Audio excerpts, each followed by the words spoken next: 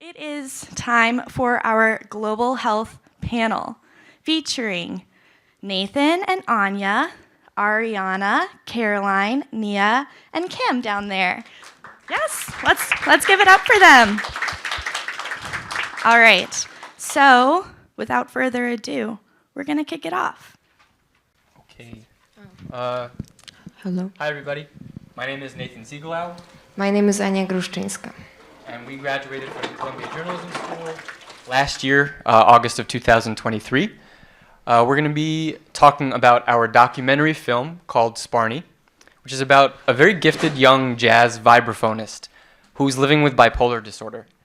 And what we'd like to do today is kind of pull back the curtain, take you behind the scenes, and tell you a story about what it was like to make the film.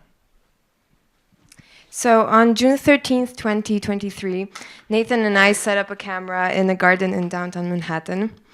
We were about to interview our main character, Piers Sparnoft, also known as Sparni, they, them. This was not just any interview, though. There was a real chance that after it, we would have to find a new documentary. So let's take a step back. We met Sparni in December of 2022. We were at Montclair State University, which is a college in New Jersey. And Sparni was part of a band led by professional jazz vibraphonist Steve Nelson, who's sitting at the piano there on that top photo. We were immediately drawn to Sparni. Sparni's incredibly talented at the vibraphone. For anyone who doesn't know, that big instrument that Sparni's hitting with mallets, that's the vibraphone. It's like a xylophone but metal. Sparni was incredibly expressive, also incredibly colorful. For anybody keeping score, this is slide 3 in a row where Sparni's wearing pink. And we said, we really have to follow up. We want to get to know more about this person. We started to chat with Sparni in early 2023 and learned that they not only have ADHD, but also bipolar disorder. In fact, when we met Sparni, they were less than a year removed from getting an official diagnosis of bipolar. Sparni had trouble coping, especially because a bunch of different psychiatrists had prescribed them a bunch of different medications, including Lexapro, hydroxyzine, Zoloft. And after a few months of this, Sparni became depressed and suicidal. So around April of 2023, we said to Sparni, we'd like to make this story about you, Sparni. We'd like to make it about your life. We'd like to make it about some of the struggles that you've experienced, because we really think that they'll speak to a lot of people who are your age, our age in this country. You know, we think that adolescent mental health is something that needs to be talked about much, much more. And so Sparni actually surprised us a little bit. Sparni said, okay, I'm with that in Sparni speak. I'm with that. And I want to tell you more, in fact. Yeah, and Sparni told us a lot more. One day we interviewed Sparni for nearly 2 hours. And Sparni discussed many of their most deepest thoughts, emotions, and traumas.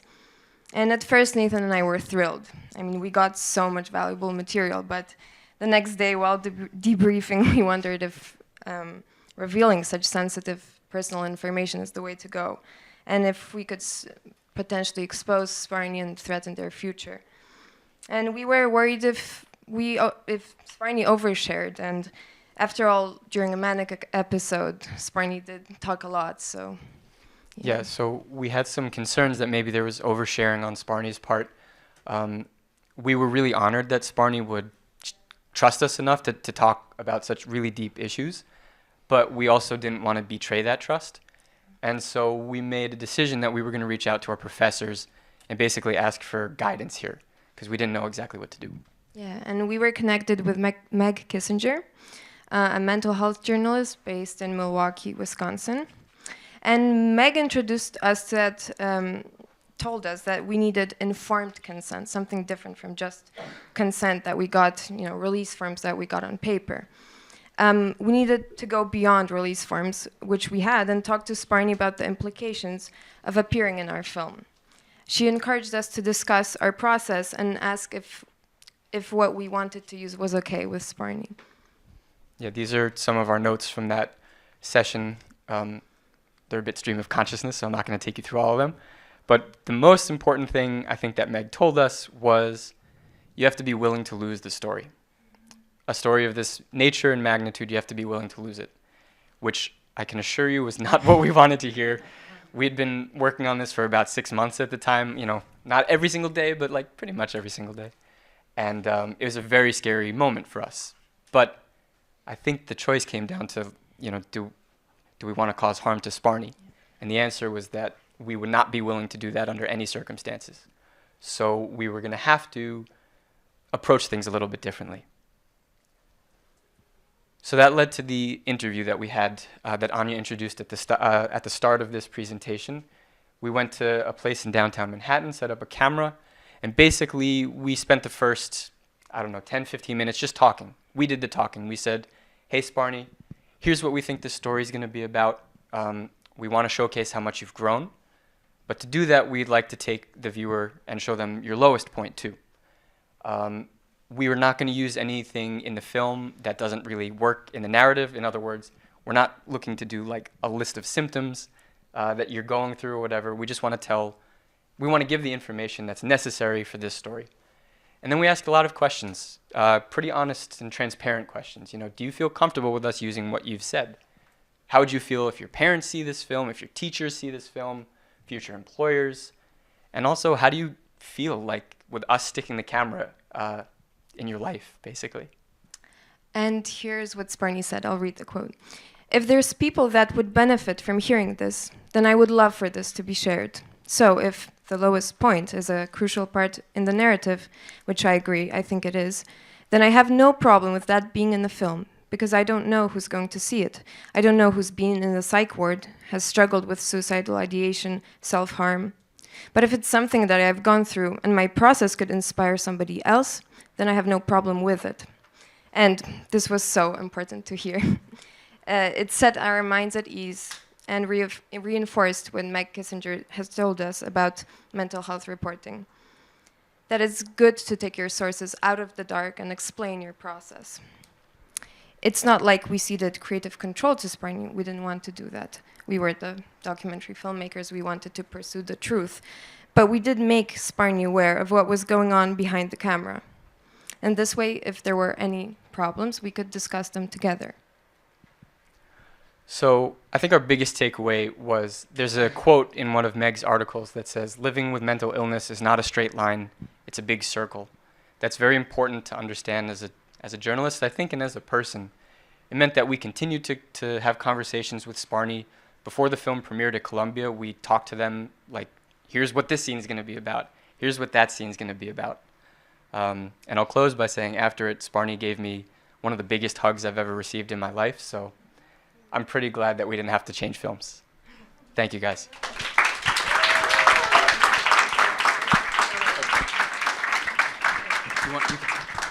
Also, if anybody's interested, we made a film, and this is all still photography. But if anyone is interested in seeing the visual materials, let us know. We can set you up with the film.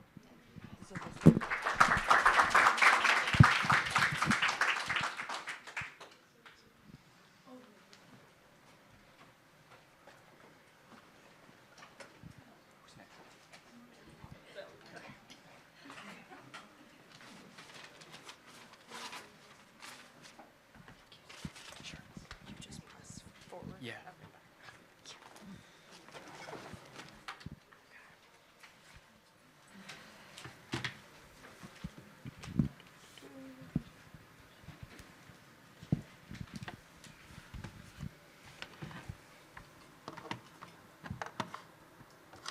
I just put my timer on so I don't go over.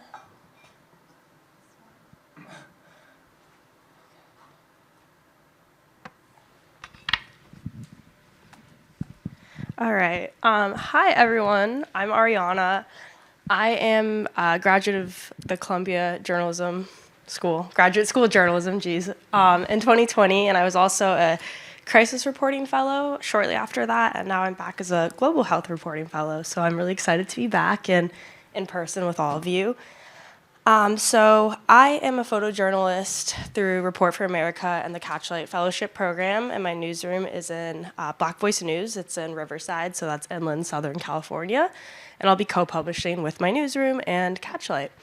So my topic is looking at the mental toll of the erasure of communities, aka homes, due to warehouse development. So I'm a visual person, obviously, so most of my projects just going to be guided by photos, and we can kind of talk through them. So this, to begin, this image really represents my project. It's a home being demolished for a warehouse to be built. So you might be wondering, like, what kind of warehouse? Companies like Amazon. So this is just like down the street from the previous photo. So there are already a lot of warehouses in this small community. It's unincorporated, so that means it doesn't have its own governing kind of council. There's no city council. So the county makes decisions, and as some of the previous presenters and their amazing presentation shared, a lot of this is getting sort of like council members getting paid off. So these are how these projects are getting approved. So just some context, Bloomington is an unincorporated rural community in San Bernardino County. So that's about 60 miles east of the ports of Los Angeles, where all the goods from, Asia and pretty much the rest of the world are coming in. So Amazon, anything you buy really is coming through here. So 60 miles away is this historically cheaper cost of land. So people have gone there, including home buyers and now also real estate developers. And since the pandemic, which we were probably all a part of, the online shopping, as well as just in the 2000s, there's been a surge of online shopping. So these warehouse developers have looked towards Bloomington. So for the people, that is impacting them directly. And there's a lot of effects, right? There's like air quality, which affects health, but I'm looking at the mental impact specifically. So one of the many projects in the area is this 2.1 million square foot warehouse development that was approved by the county in 2022. So here are some images of some of the community protesting it. So this has been going on since 2022. This is before the project was approved. But realistically, people have been fighting it since like 2015. So you can imagine the mental impact from this one project alone. So how it kind of works in the context of the homes, which my project is covering, is former residents and now still residents currently are approached by developers to sell their land. Their real estate brokers kind of broker the deal. And in this particular case, it was for this Bloomington Business Park development.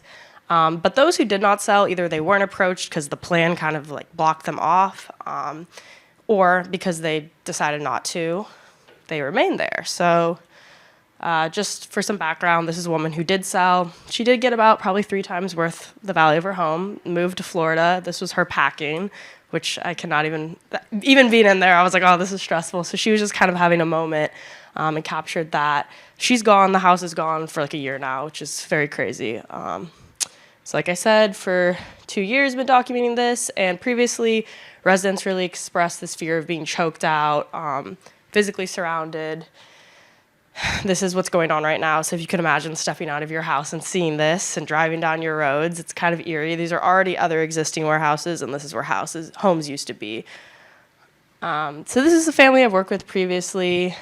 They're renters, so they just, among many, are on edge that their landlord will decide to sell, and they'll be out of a home and like the place they've called home for many years. This is another family, and this is a quote that one of them told me, the father here on the right. He said, "We do live in fear that they're going to come down on us one day and tell us, hey, you should have taken an offer when we offered you so much for your house. Now we're only going to pay you so much."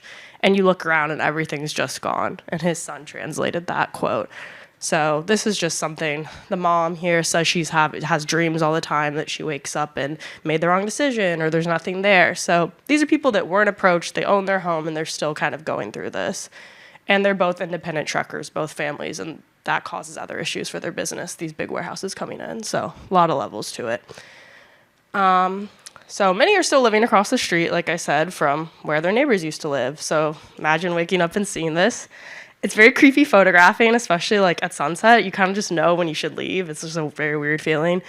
This is like someone's chimney, front door. This was just so eerie, the dog igloo there. It just was such a strange feeling. Like stray dogs. So then inside is very eerie. I'll let the photos show you, not tell you. Stuff like still there. I said this already. I don't know why this is here. So this is what I'm working on right now, is finding more narrative voices, because I've clearly done like a lot of environmental portraiture, which is like, the structures, the land. So I was just watching a house getting demolished, and I saw this guy watching too. So we kind of like said what's up and started talking, and luckily he wanted to share. So he was a lifelong resident of Bloomington. He currently suffers from addiction, and he's homeless, and his father passed away, who owned the home there. He also had lived with his uncle, and he couldn't even find where his house was. So he had to go through the piping, like go look for the piping on the ground to figure out where his house was. And he just explained that, you go through changes in life, but such as like his father passing and all these things, now becoming homeless. But this has brought like a physical, like layer to it, like watching your home being developed. So that was really interesting that he was speaking to that. And yeah. So the upcoming remainder of my reporting is finding more narrative voices. Like I said, I have some notes here. Let's see. So as I said, I've been like reporting on it for a couple years, like the community, the topic. So I kind of think I have the who, what, where down. But as visual folks, documentary photographers know, it's kind of a fun challenge to try to document, capture, photograph emotions. So that's what I'm looking to do, sort of emotions with this change, mental impacts. And yeah, and I would maybe like to publish a zine, a little paper zine, and give to the community. So yes.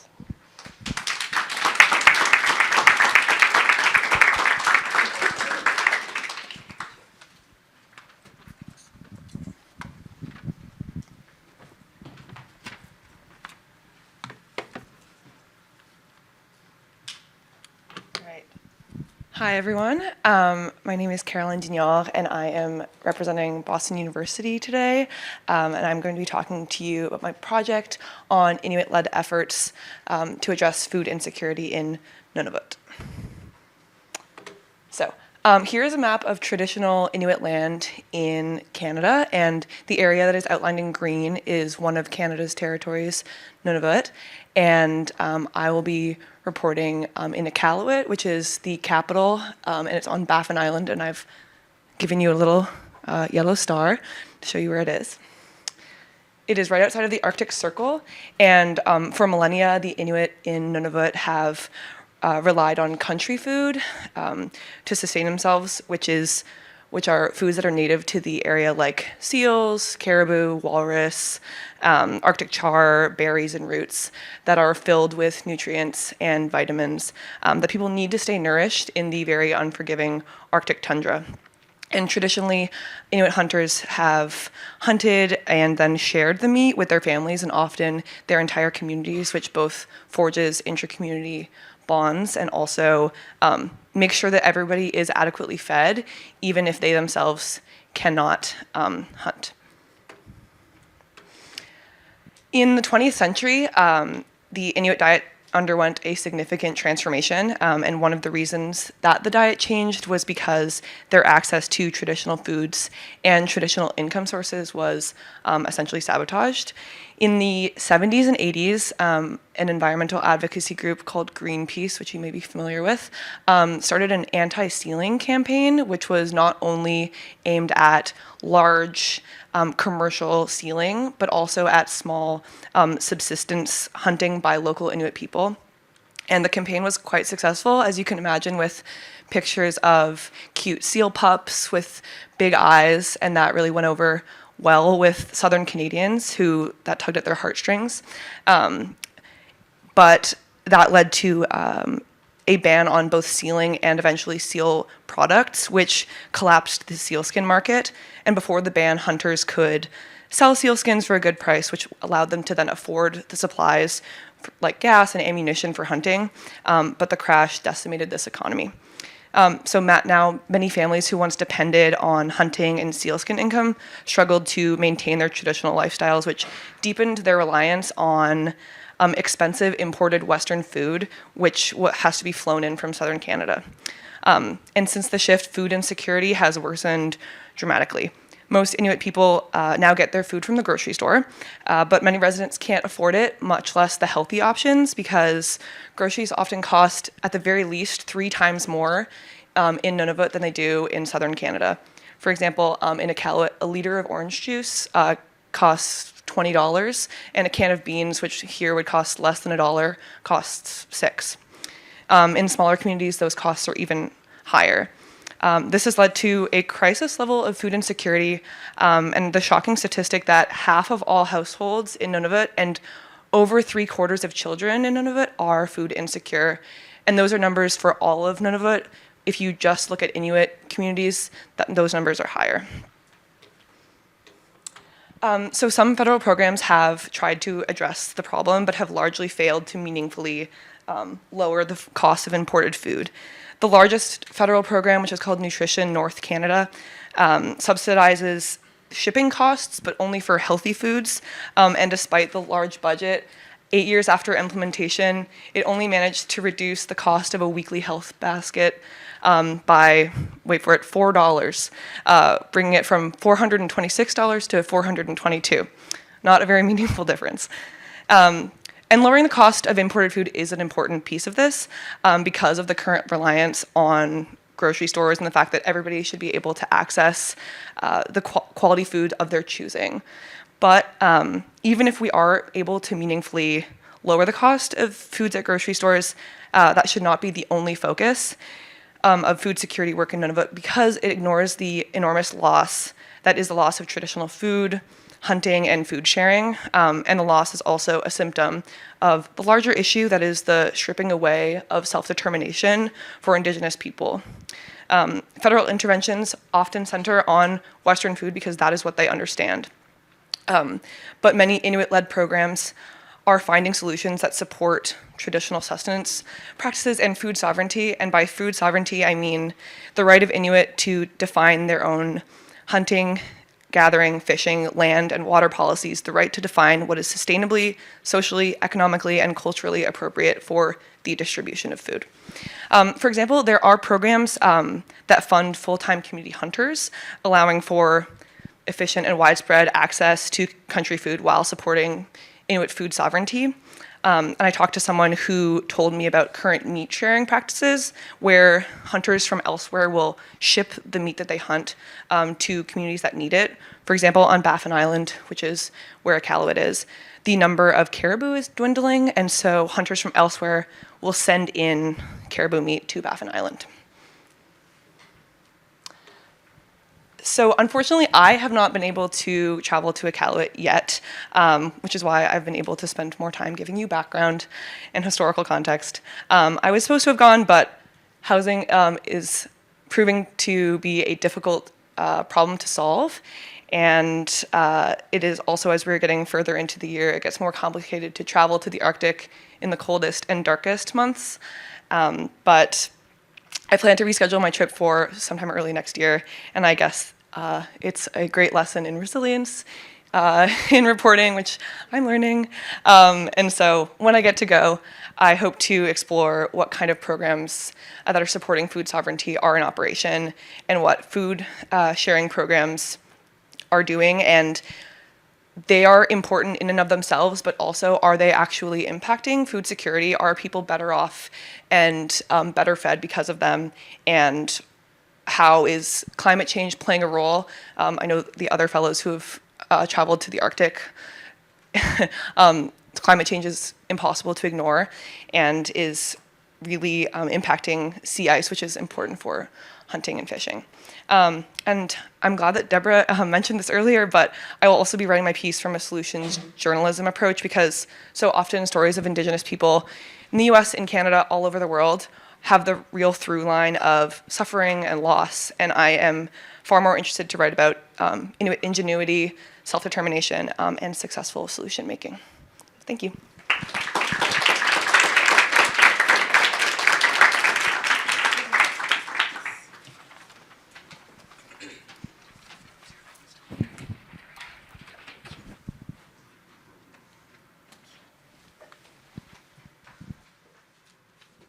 All right, good morning, everyone. My name is Nia White. My project was on infant oral mutilation amongst East African immigrants in originally Sweden, but I've expanded it to Europe. So before I get started, I want everybody to look at your neighbor. We're gonna shake things up and smile. Just smile. Let's see pearly whites. Yes, beautiful smiles. Yes, all around. Okay, so now I want to get you thinking about when you lost your first tooth. So just keep that in the back of your mind. So infant oral mutilation or infant dental enucleation is basically the removal of children's teeth, but like not in the way that you would traditionally think about getting a tooth pulled. So it's often done without the use of anesthetic. It's not sterile materials. In my research, I found that they use like bicycle spokes or knives to remove these teeth. So why? Let's get into that. So usually this is done amongst Eastern African countries. So like Eastern Africa, so like Sudan, Ethiopia, Uganda, all those countries. And this is done because it's seen as a remedy for a myriad of issues. So it could be like a baby has diarrhea, and this is usually done among children who are like under the age of 2, usually under 1. So if a child has diarrhea or a cold or, you know, they're throwing up, doing normal baby things, it's like, okay, these teeth are going to be pulled and this should solve the issue, which it usually doesn't solve the issue, but it solves that issue for that time being, if that makes sense. So I kind of answered, where does it take place? So it takes place amongst Eastern African countries. And so my project is kind of seeing how these immigrants brought this practice to Europe. So originally I was supposed to travel to Sweden because there was a high number of Swedish immigrants or Eastern African immigrants in Sweden in the 2010s. And then I had to readjust and kind of focus on England, but I'll get to that in a second. And then some more key terms. So IOM is infant oral mutilation, and then IDE is infant dental enucleation. They're both the same term, but I found that IOM, infant oral mutilation, is kind of what more researchers in the field are using. And then also some other key terms. In these countries, they're using terms like toothworms or fox teeth. And this is just kind of like the cultural terms for what these like baby teeth are called. Okay, so a little bit about my reporting process. And this is kind of a map of where this is taking place. So like Tanzania, Kenya, Uganda, Ethiopia, Eritrea, Sudan, Somalia. So these are all like the main countries where IOM is taking place. So my travel, I was supposed to travel to Sweden. Planning on my part, I originally said, oh, I'm gonna go to Sweden like the first week in August, but I didn't know in Europe, they take a month-long vacation. So nobody wanted to meet during their vacation time. So I was like, okay, that's not gonna work. So then I was like, okay, well, I can try England because a lot of humanitarian organizations in England are studying this. And that still hasn't worked out because I'm just not getting the amount of traction because it's such a sensitive issue and people don't necessarily want to.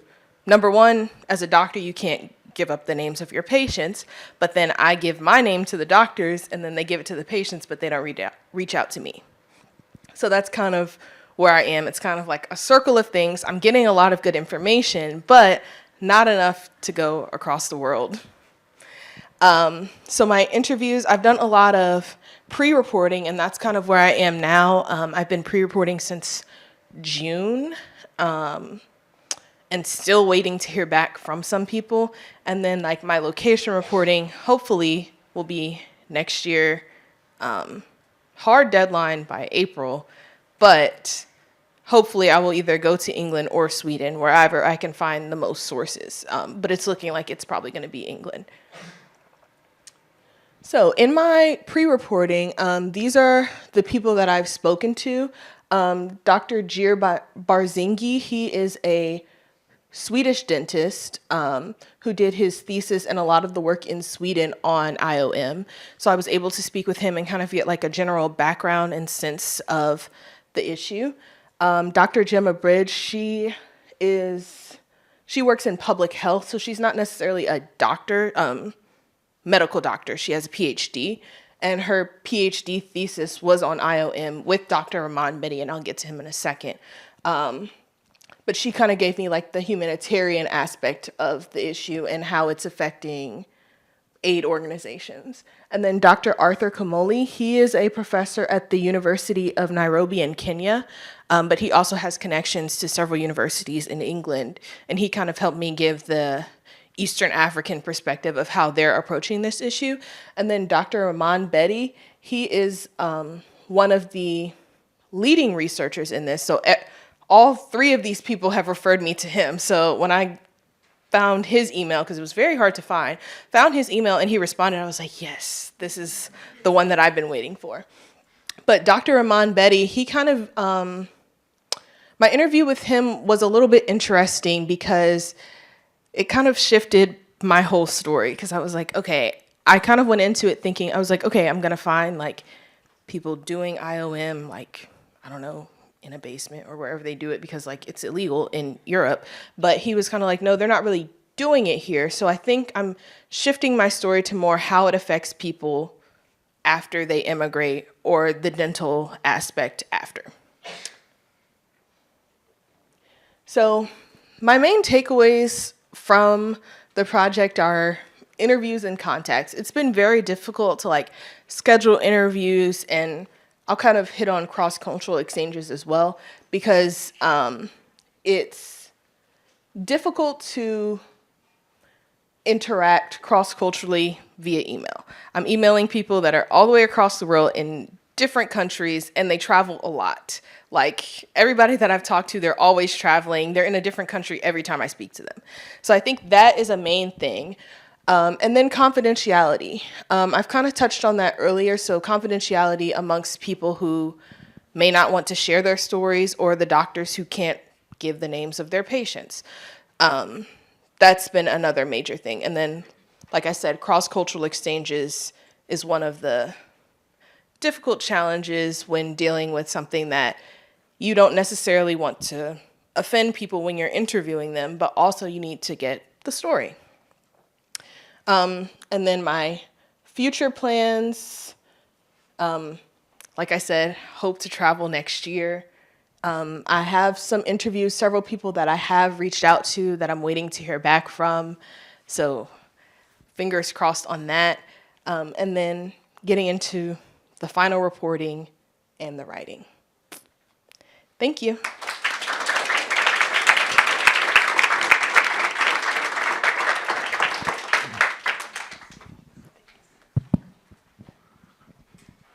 Hello. Hi, my name's Kim. I'm the other Global Health Reporting Fellow, and I was a graduate of University of Chicago, where I left in 2022. So this is Claudia. She's a 42-year-old farmer who was born and raised in the village of São Lourenço, a 3-hour drive away from the city of Rio de Janeiro. She plants broccoli, tomatoes, and cauliflowers in a small plot of land right next to her home. Her work is very labor-intensive. She applies fertilizers by hand and pesticides with a handheld sprayer. She suspects that pesticides are actually behind her frequent headaches, shortness of breath, and anxiety attacks. And these are symptoms that are quite common, not just in her agricultural community, but all across that in Brazil. While the acute and severe health effects of pesticides are quite well known, especially their association with cancer, neurological disorders, how pesticides disrupt mental well-being is less well understood because the effects are insidious and they're hard to measure. So, but what is quite obvious is that there is a rampant mental health crisis that's gripping Brazilian farmers, and not just there and then, but also across generations. And case in point, Claudia's stepfather actually killed Claudia's mother and then himself. And years later, that was when she was a teenager. But years later, Claudia's first husband also took his own life. So my question was, how far are pesticides to blame for the mental health crisis among Brazilian farmers? So last August, I visited southern Brazil. I chose Brazil to study this topic further because Brazil ranks second in the world for pesticides use. Hectare for hectare, Brazilian farmers actually apply more than double the pesticides pesticides on the soil compared to U.S. farmers. The government has really progressively weakened environmental protections, and the last administration actually approved more than 1,200 pesticides, and over half of them were deemed by experts to be too toxic for safe use. So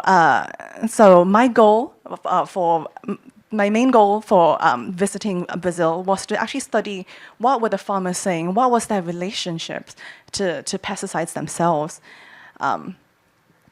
So that's where I went. I visited all around several states around southern Brazil, and most of those places were gorgeous. So here's some evidence. So from studies and speaking to experts, I found that like 1/5 to almost half of surveyed farmers reported having symptoms like depression and anxiety.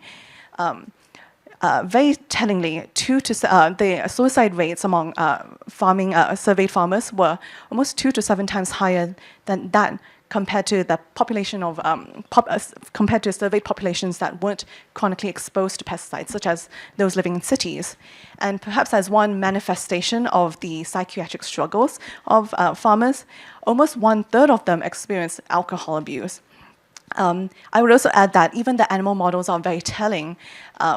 In mice, for example, mice that were exposed to the most notorious kinds of insecticides, pyrethroids, organophosphates, scientists saw that these mice exhibited disrupted hormonal functions, impaired neurotransmitter signaling, and also exhibited symptoms of depression, even just in mice. And very scarily, these mice were exposed at rates that were considered non-toxic already.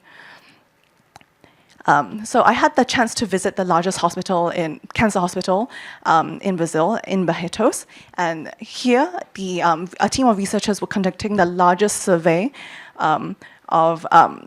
health survey among agricultural workers.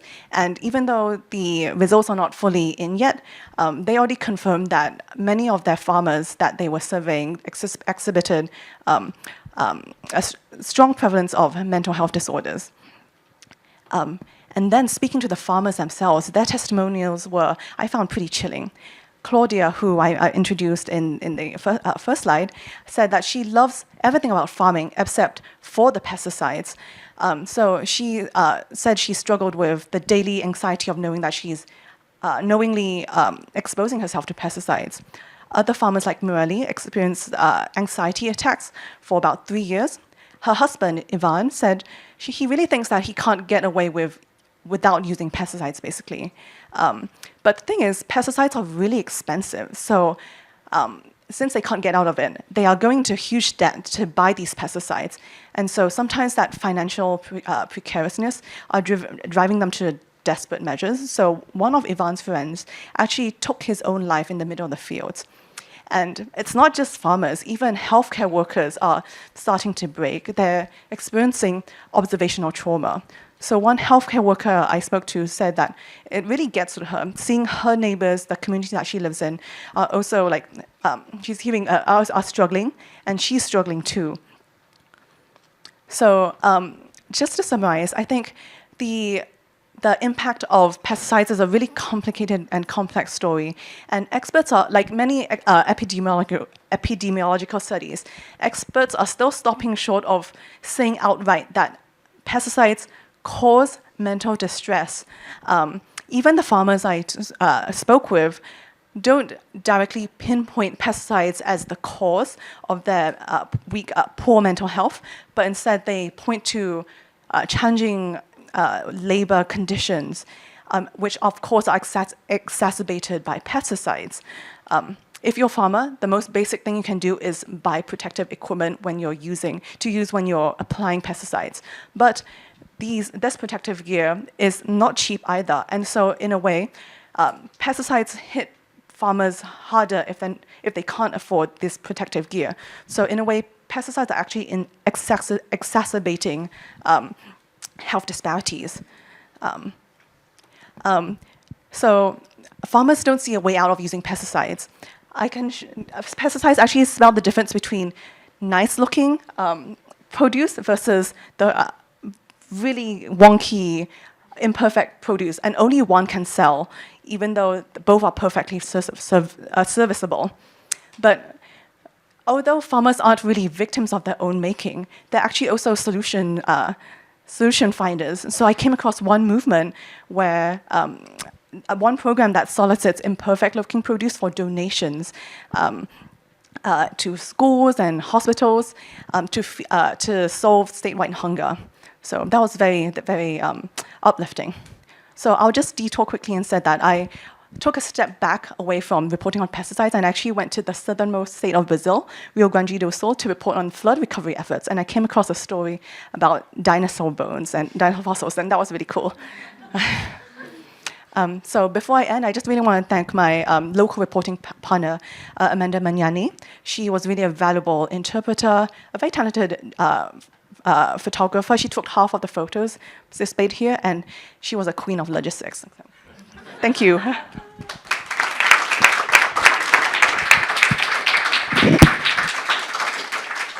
Hello? Okay. Good job, you guys. Did great. Okay, so you guys know the drill. I'm going to start by asking if you have any questions for each other. Ania, do you want to? I do. You go first. Oh, well, I don't have to, but. Oh, okay. Then Kim, do you want to go first? Oh, sure. Yeah. I was curious, for the documentary team, was there any point where you considered showing your source, the documentary, before you sort of published it? That's like a no-no, supposedly, for journalism, but I was wondering how much would you be willing to bend the rules just to protect your source, which is a valid goal? We did consider it. I don't think ever super strongly. When we spoke to Meg Kissinger, who is primarily a print journalist, she said that it is common for her to give her stories to sources, have them read through it, make it clear, if there's factual inconsistencies here, we can talk, but I'm not really going to change stuff stylistically in a way.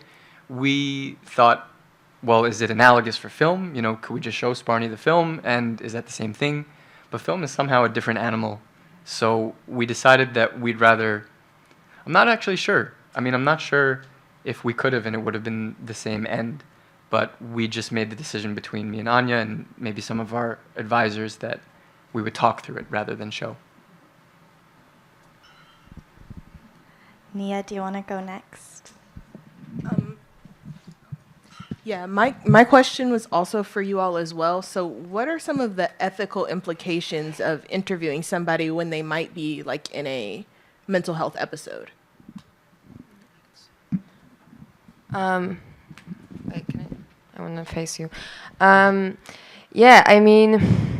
It's really difficult because I think especially with mania and being in a manic state, on the one hand, you don't want to assume the person to be irrational and crazy and, sort of take away their agency from them and their sort of ability to speak for themselves and know what they're saying. But at the same time, you're very much aware that maybe they don't exactly know what they're saying, or they don't know the consequences of what they're saying. And that's okay in a normal conversation, but when there's a camera and everything's being recorded and everything's potentially being used and the release forms are signed, you sort of start thinking, it's like looking into like someone giving you a diary of their own sort of soul and being like, oh yeah, take it. But you know that they're not in the right place to sort of say that? So are you taking it and sort of showing it to the world, or are you sort of thinking about it and, you know, trying to negotiate and or like trying to make the other person understand what they're doing? So that's what we tried to do as much as we could, is make make Sparni understand that what is being recorded can be used, and we're not going to be mean and snarky and use bad stuff. Obviously, that's not our goal. That's completely, we weren't like reporters from the Sun, or right, the Sun, like, you know, these tabloid places.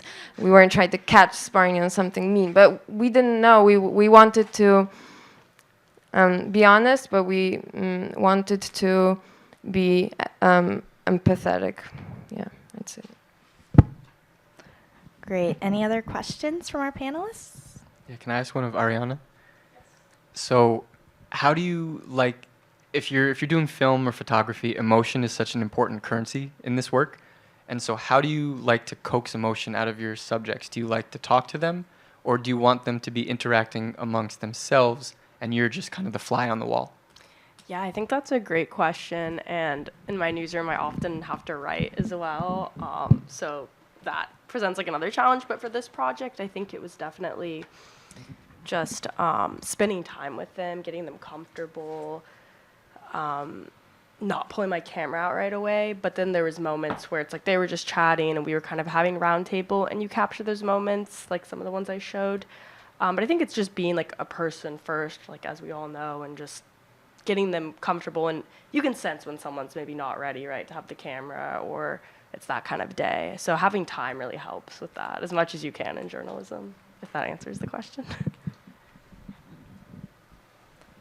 All right. I will now turn it to the audience. Audrey, I see your hand kind of up, maybe. So this is for, I know a lot of you were talking about mental health, and I guess I'm curious how you guys go about talking about mental health when it's often so stigmatized. Like, do you avoid words like depression, anxiety when they can, like, I don't know, be so loaded and kind of stifle conversation? Like, do you try and talk around that, or do you, I don't know, is it a case-by-case basis, and how do you make those decisions? I'll just say quickly, one thing that can be very interesting is, yes, those terms are kind of loaded, but they're also, they don't really get at the heart of something. A lot of times what we would ask Sparni is like, what is the sensory impression like for you? You know, we really wanted to understand, you know, if you hear like a lot of noise in your head during a manic episode, what are you hearing? You know, what does it sound like? What's the pitch or frequency? We also had to do that because we were working in film where we can't describe things with our words. We had to use, you know, image and sound. But it can be, in some ways, perhaps liberating to ask someone, can you actually go beyond the standard, you know, vocabulary and tell us what you're really feeling? You know, break it down for us. Yeah, I would definitely say that that's like a great way to put it. And I think I obviously framed it, the mental impact, but I'm not like calling people or emailing people saying that.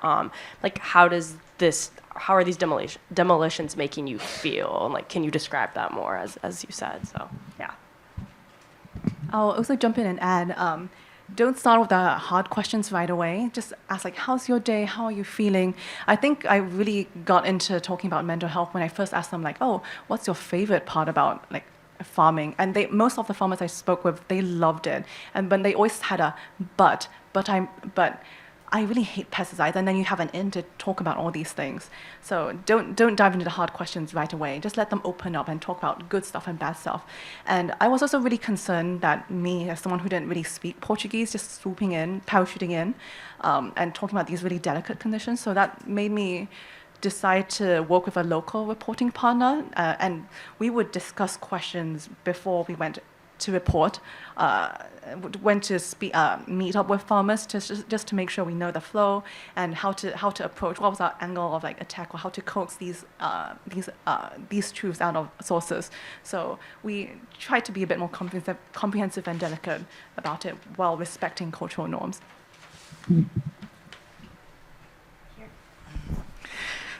All right, so my question is for the documentary film team. I've also done something around that before in terms of like, and I had to like discuss the implications with the subject because they do not really understand what they're getting into and all of that. And especially when it gets to like, when the story gets to social media and the context and the place where some trolls will come back and then, you know, say some things, and that probably might reinforce the societal thoughts that they had, you know, and all of that. I wanted to ask, did you consider other means of probably telling the story if, for instance, they decide that they're not comfortable, you know, revealing their identity? Did you consider other alternatives, and would you think that any other way would have been, you know, equally compelling as revealing their identity? Yeah, I mean, oh, I don't see you. Okay, kind of see. I feel like, yeah, I mean, this is what kept us up at night. Nathan, don't worry. This is what kept us up at night, I guess. Just the feeling, oh my God, what if this film comes out and we are a part of making Sparni feel worse? Or what if, you know, like the worst? Of course, we think about the worst scenario also. But it was kind of easier for us in one sense because Sparni, for example, also raps, and there's so much, and most of the, I don't know most, but like a lot of the things that Sparni raps about are mental health, are very traumatic and deep sort of expositions of what's going on in Sparni's life. And it's out there. Obviously, a documentary is not a rap, but the thing is that we didn't feel like this is the first time the world was going to hear about Sparni having problems. We knew that not only Sparni already put this out, but Sparni as a person is very open in general, and Sparni's really is ready for the world to know. That's how we felt about it. That's how Sparni sort of also told us they feel about it. We didn't, I mean, I think we did consider at some point omitting this, omitting that.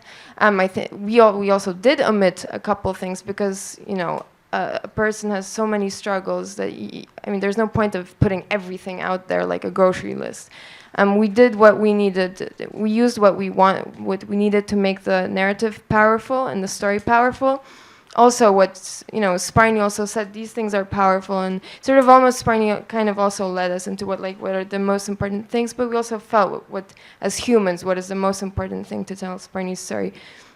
I think not talking about ADHD, bipolar, and suicidal ideation, I think that would have made it a film that there was an almost, well, there could be a point of making it in a completely different universe, but that's not what we wanted to talk about. We wanted, I mean, it's reality, and we wanted to show that reality, not pretend that, you know, not sort of like close our eyes to all of the, you know, horrible and sad and brutal reality. We wanted to talk about it. Nathan.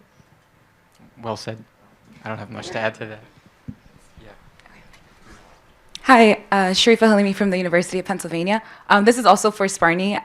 I come from a mental health background, and so I was curious to know, did you guys have to take any sort of mental health training, just in case, you know, if you were, let's say, in a discussion with Sparni or just, you know, hanging out with during like a conversation or anything like that? Did you feel as though that you had to kind of prepare yourself just in case there was a manic episode that might have taken place during your journalism? We did some research prior to it. We were recommended some books by our professors. We read about bipolar and I guess mental health as a societal thing. We never took a course, but the saving grace I think for us was also that Sparni tended to put up pretty good boundaries. You know, despite the fact that Sparni talked a lot, Sparni was very, very receptive to us and like responsive, I should say, if we said, hey, let's film a scene. And Sparni was very good at saying, I feel like I don't want to see anyone this week. I'm canceling all my plans. And we would say, okay, we'll talk to you next week. And so that really helped us. I guess in that sense, we were fortunate to not necessarily come face to face with any true emergencies, but that was a big part of this story. Okay, I'm coming this way. Here, Bridget. You can just... Hi, I'm Bridget. I'm from Davidson College. My question is for Nia, but thank you all for your presentations. I took a class a couple years ago where I learned about, I'm very new to your topic, which is infant oral mutilation, but I learned about genital mutilation in adolescent girls in Western Africa. And I also learned about how Western, like NGO-specific involvement with this indigenous practice under the intention of protecting these girls many times led to isolation for these young women because they miss this desired rite of passage. So especially because your project exists at such a cultural intersection between Africa, the continent of Africa, and Western culture, I was wondering how cultural relativism has informed your pre-research. I would definitely say, female genital mutilation did come up in a few of my interviews. And I think in relation to, comparison of the two, infant oral mutilation is definitely not as talked about. And I think that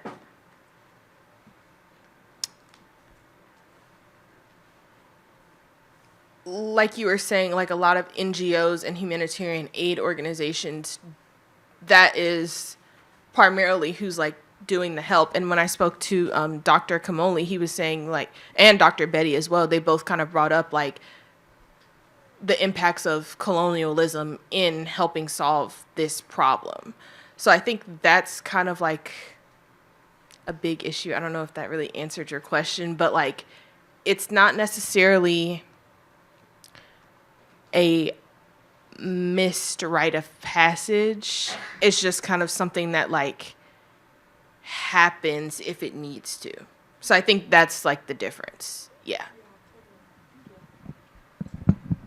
Hello, I'm Lauren from Boston University, and my question is for everyone who is speaking about mental health and their stories, and sort of how you all went about visualizing this for your different respective mediums, because I know with mental health there's not the visual scar or cast, and so if you guys had to go through this process a bit differently than you would for other stories of how to paint this picture for readers or viewers. Yeah, we have a lot to say about this because we were making a documentary about invisible things, exactly.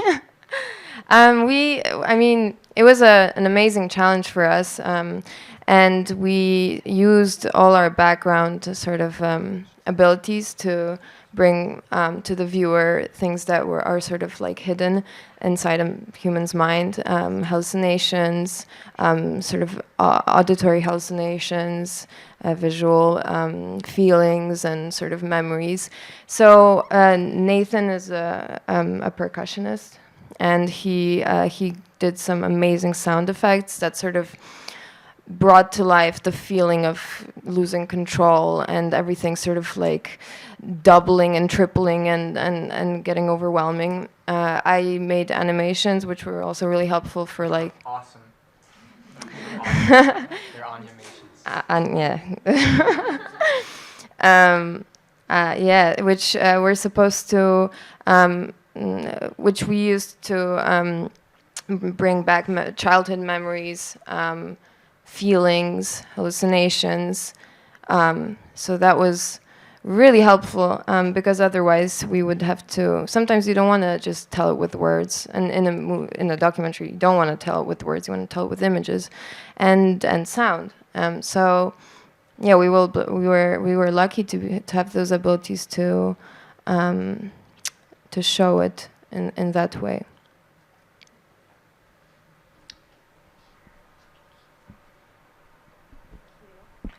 Hi guys, I'm Ania from the University of Richmond, or representing the University of Richmond. This is for the doc team. I feel like mental health is really glorified, especially through a visual lens. I feel like Hollywood has kind of made it corrupt, and almost sometimes they make it even provocative and sensual for no reason. So I'm just curious if you guys had that conversation, and were there some editing choices or styles that you guys actually avoided to ensure that your subject was not exploited, but rather was shown in a very truthful way? Yeah, we watched a lot of films in preparation for ours, especially when we had most of the footage done. And there were some films where you're watching people kind of in crisis on camera, and that can be useful. I mean, in some ways maybe, but that was not the film that we wanted to make. So what we decided was, instead of necessarily, Hollywood can present a very like aggrandized, like kind of hyperbolic view of mental illness.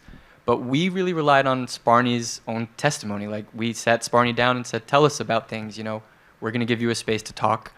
And so a lot of it sprang from Sparni's interviews. In other words, we were letting Sparni do the talking, and we were putting images or sound to that. So you're never really seeing Sparni and saying, boy, gee, Sparni's in a real depressive funk in this scene. You're seeing Sparni prepare for a recital, Sparni's a musician, while really coming to terms.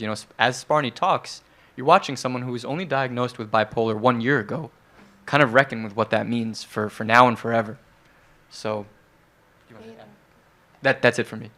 Yeah, I just wanted to add that I think I agree partly with you. Like, over-aestheticization of mental disorders is can be harmful and can be problematic in the sense. Well, I don't think it's gonna make anyone mentally ill watching or being sort of drawn by the aesthetics of a mental illness. I think there's a part of aestheticization that is sort of valuable in the sense that people who see it on the screen and experience it, and then they feel, oh my God, there's a bit of that, or like I've experienced that too, and it provides a certain distance towards what they're feeling. A certain sort of like a distance, like I'm seeing this and it's something separate from me, but I've sort of experienced it and it's not so disgusting and horrible as I sort of feel it within myself. I think there's a benefit to that because it makes you feel less alone in it and less sort of terrified and less ashamed of it also. So I don't think it's like necessarily 100% bad, but also, like Nathan said, we didn't want to film Sparni in any sort of crisis situation. That feels very prey-like and sort of what's the animal that eats dead meat? Vulture. Yeah, vulture-like. You don't want to sort of pray and wait for bad things to happen. You want to give it a respectful representation, I think. Thank you. We'll do one more short and spicy question. Very short, very spicy. Rachel, you got it? Hi, I'm Rachel. I'm the Wisconsin Fellow. My question was for Kim. I wanted to ask what your experience was like working with a local journalist and how you navigated that, if it was more of like a fixer situation or if you kind of worked through each step together. I'm really interested in hearing more. Yeah, that's a great question. So I solicited several names of Brazilian journalists who reported on pesticides a lot, and to be honest, I deliberately chose someone who was just in the same career stage as me, early career, not someone who would dominate the reporting, but had complementary strengths to me. I come from a science background, so I'm really good at, I like to think, like looking through the scientific literature, but I wanted someone who had a very different kind of background, so we could work together. And so yeah, before we went on our field reporting, we would sit down and discuss a plan, and then discuss what I want, like what she's looking for and what I'm looking for. I would say that sometimes we're both journalists, so sometimes we have an idea for how an article wants to turn out, and she has her own questions, and I have my own questions. So sometimes I would have to be like, okay, no, I think we should do it this way, or have you asked this question, and stuff like that. So I know that most people were more comfortable speaking with Amanda than me, just because of the language barriers. So I would have to assert myself sometimes, be like, okay, hey, Amanda, I have these questions. Have you asked this yet? And I tried as much as possible to learn the language before I went, and you'd be surprised by if you know certain keywords, you can actually follow along that conversation. It's really surprising. So yeah, I would say there was that navigating that editorial and creative balance between both of us was something that was very eye-opening. But Yeah, I think just asserting yourself, knowing what each other wants, and being open to like, okay, this is not okay. I need a break or something like that. Or can you take over? Or let's split the roles, something like that. So make sure you're involved in the whole process, because like field reporting, you're there to report in the field. It's not just someone else's like role. You want to learn about that too. So if that makes sense. Thank you all.